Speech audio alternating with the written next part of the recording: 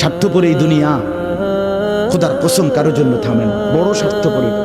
হ্যাঁ, যেদিন বাপের জানাজা পড়ে, যেদিন বাপের লাশ কবরে দাফন করে, সেদিনও বংশধর সন্তান ছেলে মেয়ে ঘন্টাখানিক 2-4 ঘন্টা কাইন্দা কাটটা হইলো, রাতের বেলা ঠিকই ভাত খায়।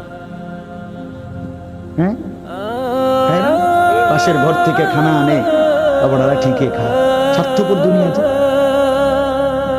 থামে না রে ভাই, থামে না দুনিয়া। ওই জন্য আমাদের কারোর জন্য থামবে না। তুমি আমি মরে গেলে শেষ। আবারও বলছি কথা, আমি মরে গেলে এরপরে পৃথিবী যত আধুনিকে হোক না কেন, আমার কি কথা বুঝছেন নি? আমি মরার পরে যদি সবার ঘর স্বর্ণের বাড়ি হয়ে যায় তো আমার লাভ হইল কি?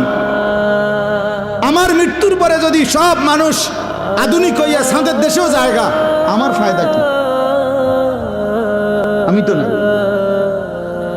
আমি তো মরে গেলাম। যে কবরে চলে গেল সে কি আর ফিরে আসবে?